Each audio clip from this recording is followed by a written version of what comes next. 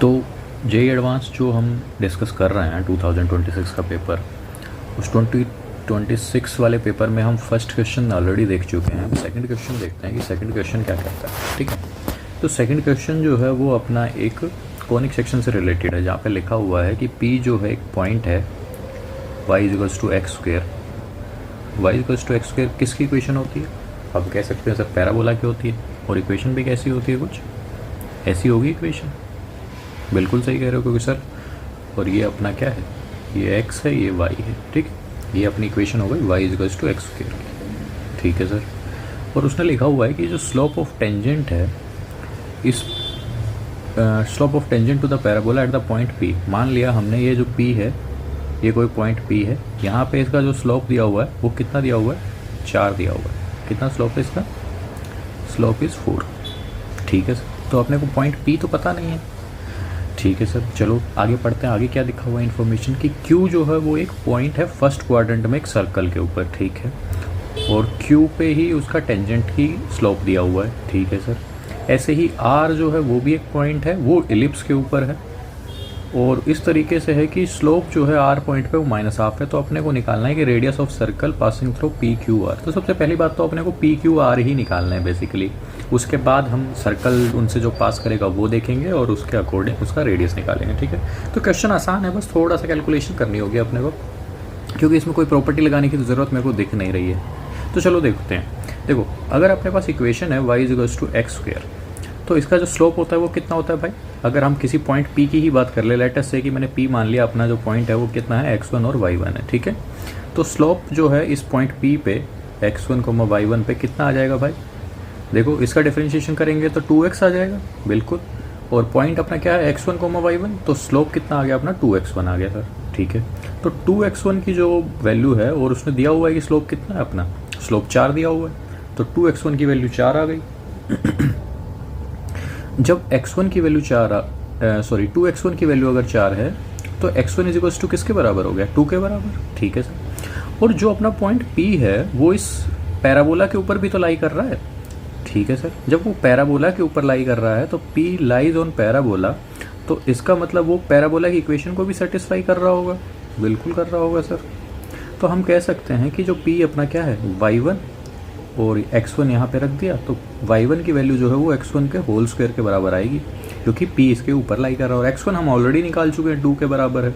जब x1 2 के बराबर है तो y1 कितना हो गया सर? 4 आ गया। ठीक है सर, तो अपना P पॉइंट तो निकल गया ऑलरेडी कि P पॉइंट कितना हो गया? 2,4। अब अपना नेक्स्ट काम है कि Q और R निकालना। ठीक है, निकल जाएगा बड़े आराम से। तो Q जो है वो क्या है? Q be the point in the first quadrant lying on the circle। ठीक है, ये बना दिया हमने circle. X square is equals to, sorry, circle की इक्वेशन है x square plus y square is equals to 2, जिसका सेंटर हो गया 0,0 और रेडियस हो गया √2। ठीक है, अब देखते हैं। उसने लिखा कि Q जो है वो पॉइंट है फर्स्ट क्वाड्रेंट में। सबसे पहली बात तो Q पॉइंट ही अपना कहाँ है? फर्स्ट क्वाड्रेंट के अंदर पॉइंट है। ठीक है, P अपना जो Q है वो पॉइंट ही कहाँ है? फर्स्ट क्वाड्रेंट के अंदर। इसका मतलब उसकी जो x और y की वैल्यू है वो कैसी रहेगी? पॉजिटिव रहेगी। इस तरीके से है कि स्लोप जो है उस टेंजेंट का, slope of the tangent at point Q जो है वो -1 है। मतलब कि स्लोप अगर -1 है, मतलब कि लाइन जो है वो कुछ ऐसे जा रही होगी नीचे की तरफ। ठीक है, इतने में आप लोगों को कोई दिक्कत नहीं? सर कोई प्रॉब्लम नहीं है। देखो, अगर मैं यहीं से ये बोल दूं, वैसे तो देखो इसको करने के 2 तरीके हैं। एक तरीका तो ये है कि हम यहाँ पे डिफरेंशिएशन लगाएं, वो भी मैं करूँगा।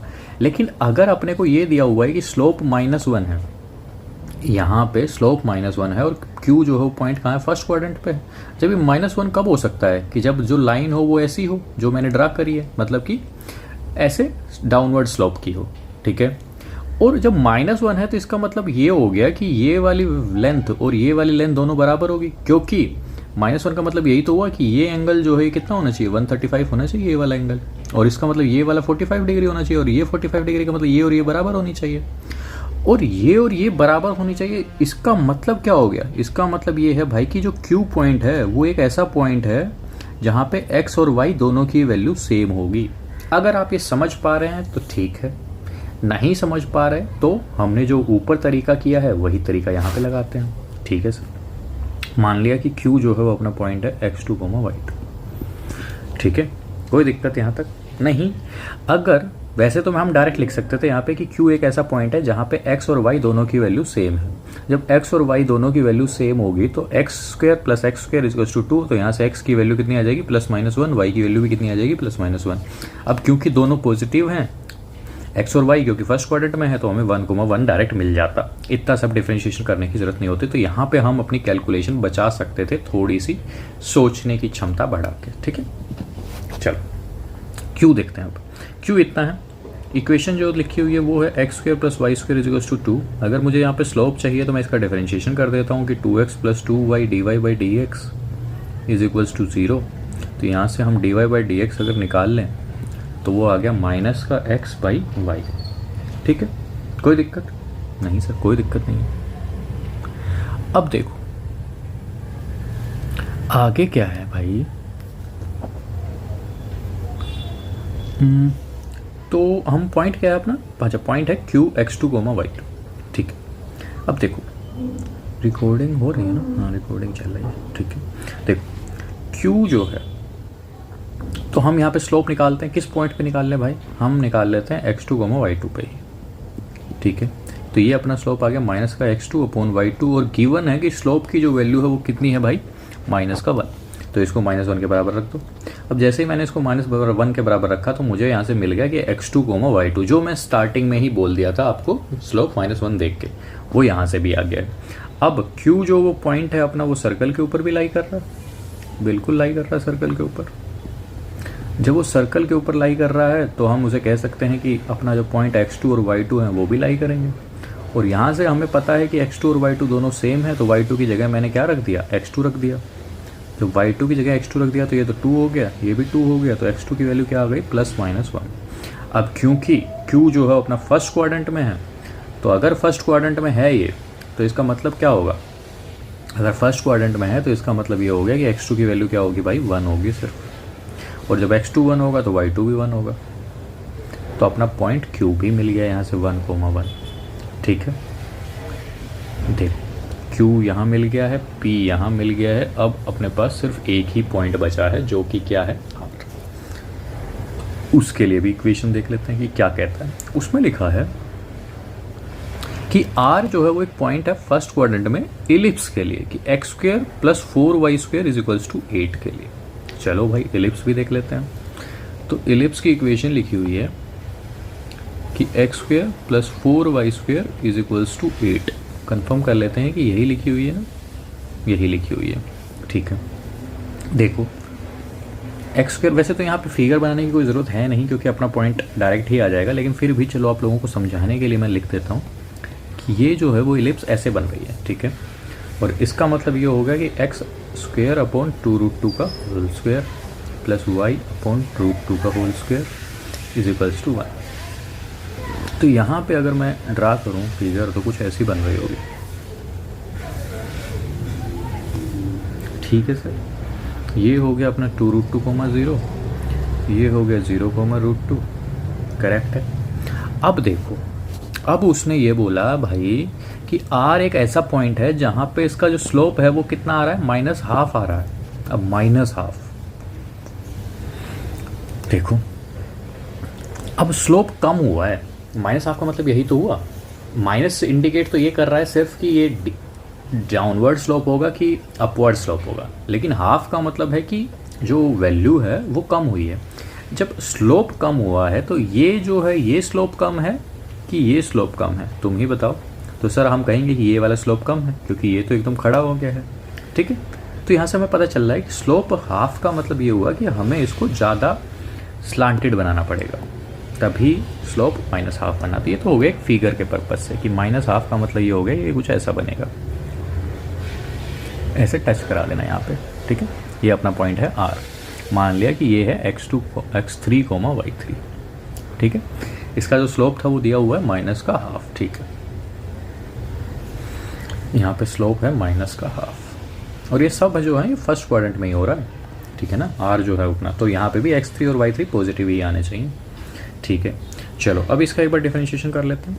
अगर इसका डिफरेंशिएशन करें तो भाई ये हो गया 2x प्लस में ये हो गया 8y dy/dx is equals to 0, ठीक है।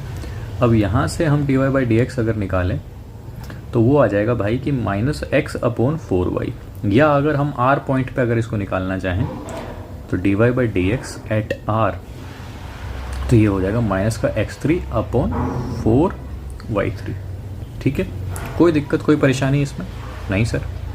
अब देखो हमें ये पता है कि r जो है और इसका जो स्लोप लिखा हुआ है वो कितना, -½ तो यहाँ से वैल्यू निकालें तो x3 twice of x3 is equals to 4y3, तो यहाँ से x3 की जो वैल्यू है वो आ गई 2y3 के बराबर आ गई। और ये जो x3 y3 है अपना पॉइंट r जो है ये लाई करेगा ही एलिप्स के ऊपर, ठीक है। अब ये जो टाइम लग रहा है ना ये सिर्फ मुझे समझाने के लिए लग रहा है, लेकिन नहीं तो आप इतने स्टेप्स नहीं लिखेंगे पेपर के अंदर, तो ये क्वेश्चन भी आसानी से सोल्व होने वाला था जैसे कि फर्स्ट क्वेश्चन था। बस आपकी कॉन्सेप्ट क्लियर होने चाहिए, ठीक है।